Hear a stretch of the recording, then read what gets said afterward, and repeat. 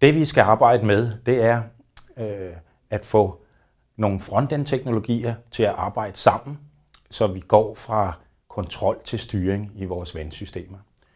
Vi skal bygge nogle meget spændende mobile målestationer, som vi skal måle med direkte ud i vores fuldskalaanlæg.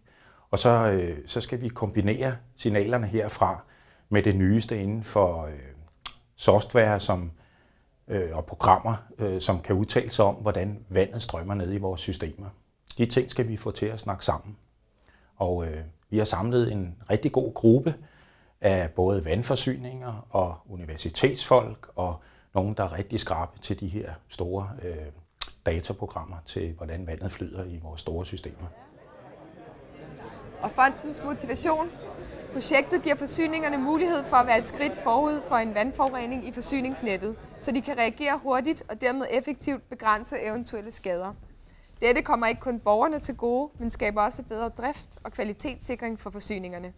Projektet udmærker sig også ved et modelsamarbejde mellem forsyning, vidensinstitutioner, industri og mindre vandværk. Tillykke.